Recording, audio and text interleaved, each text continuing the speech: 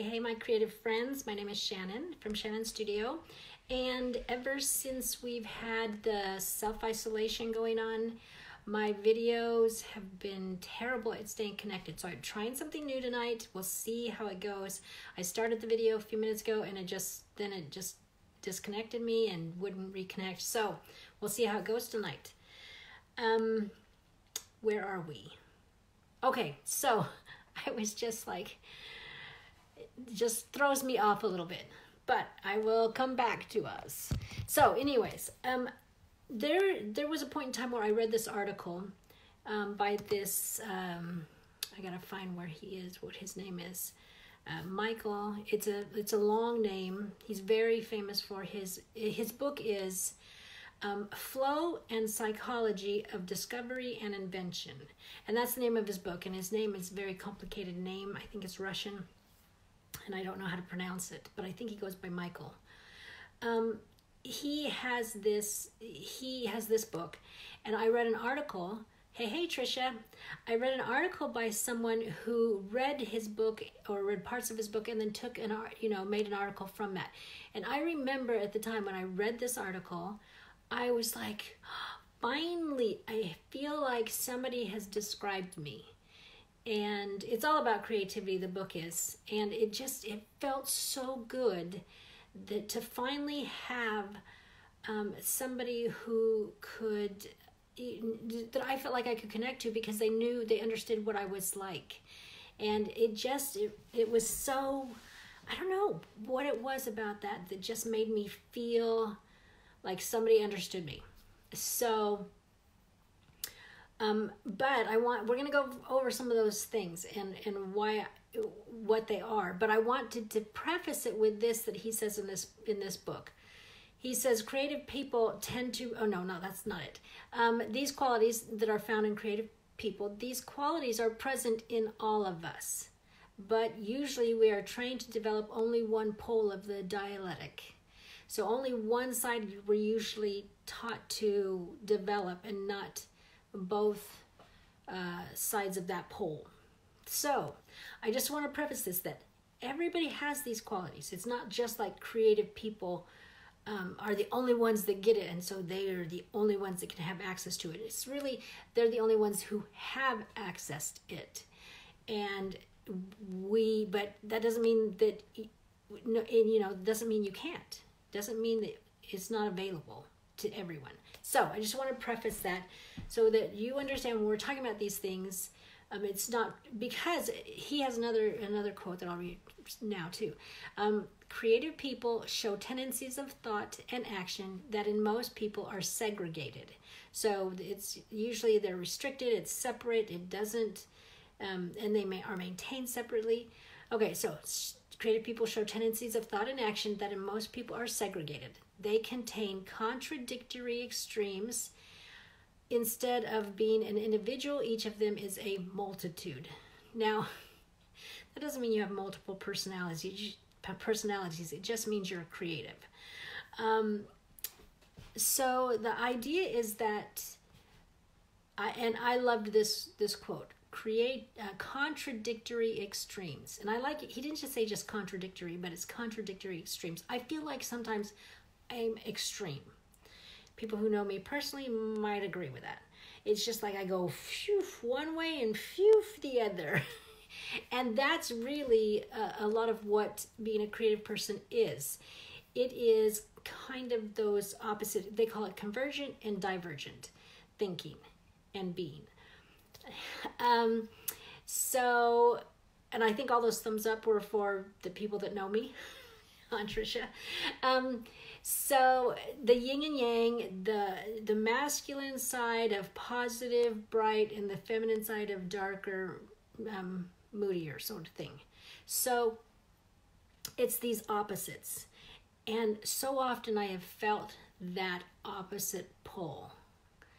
And so, for instance, one of them is that a creative person is extroverted, but they're also introverted.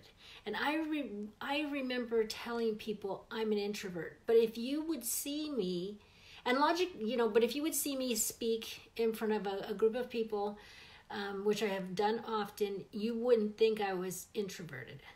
But I know when I was younger, I was totally introverted. I was shy. I didn't do things. So I would explain, I would say I'm introverted, and people would laugh, or they would not believe it, which I can totally see if they've only seen the one part of me. But the one I'm most comfortable in is being introverted. And so that's what I describe myself as, even though I am both extrovert and introvert. And I didn't really realize that I was both of them, even though and Tricia says a secret introvert. Yeah, that's where I felt more comfortable in, though I've learned the skills and everything to be extroverted when I need to be and when it's appropriate. So creative people tend to develop that. They get extroverted and they get introverted. So another one is, that they have an imagination, fantasy, and they're visionary, but they're also total realists. They are realistic. They have that sense of this is real. And so how do you manage that where you're visionary and then you're realistic? It's like contradictory. But in reality, they play against each other and they emphasize each other and they help each other, because you being stuck in reality does not help you do things. It doesn't help you take the risks. It doesn't help you get out there. But being visionary and also always in fantasy land never gets you to do anything. And so they are both needful, and they both play out in the creative person.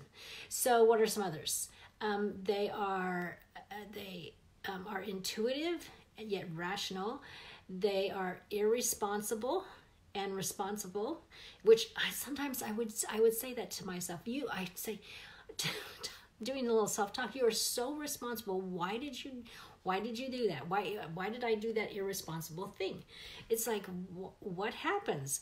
Then they have a carefree air, yet then they work late into the night and very disciplined, and this playfulness and this laser beam focus, and it's just this back and forth. And I think one time I described myself to the boyfriend and said I was happy-go-lucky, and he was like, ha ha ha. And a couple of my other friends were too, just laughing, and I thought, but I feel playful. I feel, that happy-go-lucky, but I don't stay there. Most of the time, I'm in the discipline and laser focus because that's what's needful in my life. And so that's why he would laugh, is because that's not where I usually stayed, was in the happy-go-lucky. I stayed mostly in the discipline. So that's kind of funny to him to say happy-go-lucky, but that's the way I felt inside. So it was constantly this back and forth. Let's see. Proud and humble. They're proud because they're aware of their contributions and their successes, whether they've had awards and recognition. But then they're humble because, and this is interesting to me, because past achievements lose interest. It's just, they're on to the next thing. So it doesn't, the awards and the recognition don't play as important of a role, because they're seeking what's exciting coming up. And that's the important thing. And I also add that a lot of times many people will say nice things to me, very nice things, very kind compliments about my work or things like that. And I invariably, I would talk to the boyfriend or whatever, and he would say, what did they say? And I'm like, I don't remember, but I know it was nice. And it's just because I'm not really thinking of that anymore. I have moved on to other things. I just registered that it was really nice, that they were really nice to me. And so that was interesting to me when I learned about this, that plays out for me personally too. Let's see. We have girls, they escape the gender role, the rigid gender role stereotyping, and girls are more dominant and tough. They're tougher than other girls. So girls are more aggressive and dominant compared to other girls, and boys are more sensitive and feel pain, sensitive and less aggressive than their male counterparts. So there's this also within themselves, this understanding of gender. It just is, I don't know if it's developed or how it happens, but that's what they've researched and found. What else? Rebellious. They take risks. They want to change things. They see change and want to instigate that. Yet they're conservative in the fact that they respect tradition. They respect the values of what has been done previously. And so that is a wonderful thing to have in your life, where you can respect and realize what are the valuable things in tradition that we should keep. And then what are some of the things that we should just like shake it up and take it somewhere else and not do that because it's not needful or it doesn't make sense. But whereas, like we talked in the beginning, most of us separate that. Most of us are either traditional or we're risk takers. And so you can see the value when you have both working in you, in your brain, in your process, to be able to have those play against each other, to weigh and see which, how it works, and which would be beneficial to the circumstance, to the now. Let's see what else. They find a great deal of enjoyment, yet they also feel exposed to suffering and pain. So they have those, and I think it goes to the extreme again, that, sometimes, I'm just like so excited out of my skin, I can't even hardly stand it. And yet now I've gone to a couple funerals and the pain is so great. I can't go anymore. I can't even make comments anymore on people when somebody dies. It's like, I know it feels insensitive that I can't make a comment of kindness to them. It's just that the pain is so much brought to the surface when I do that in those particular moments. So I've had, I've kind of realized I've had to backtrack. Sometimes I do, but most of the time it's since my daughter passed, it's just that way. So you can see how this, I don't think the right term is schizophrenia, but I mean, it's like this fighting, or this, and fighting maybe isn't a good word, it's this rhythm and this intermingling of this convergent and divergent thinking. And it's just, for me personally, like I said, it's the first time I really felt like somebody had described me. And I really feel like sometimes it fights against each other, but for the most part, it just flows in between and moves in and out. And you move into one and out of, and out of it and into the other. And then you're constantly with all of them kind of moving back and forth. And it gives this dynamic to your life that is exciting. And I just wouldn't want to live without it. I just love being able to have a creative thinking process that goes on in my brain. I love that. Another one, the last one I think I have on here, is that they tend to have a great deal of physical energy, and then often quiet and at rest and sleep a lot. And that's me too. It's like somebody once said I had insomnia, and I said, no, I don't. I love to sleep, but there's just so much I want to do and focus on, and that it's just like I've got to stay up to do it, because then then I sleep. It's like, oh, let me sleep. So it's this, and after I read this, I started to become more at peace with how I flow in and out of things, and how one will come into play and the other will come into play, and it's just this back and forth and rhythm, like the ocean, and coming in and out. And I was able to understand that more. So I wanted to share these things because some of you are going to go, I totally get that, I totally feel that. And so you understand it is part of the creative mind. In one of his other quotes in this book is, the creative people tend to bring together the entire range of human possibilities within themselves. Is that not a great capsule of what it's like to be a creative thinker? It's just like everything's a possibility. Everything is, because you have the capabilities to be able to do one thing and then quite the opposite, to feel one thing and then turn around and feel the other. And it's just this dynamic life inside of you.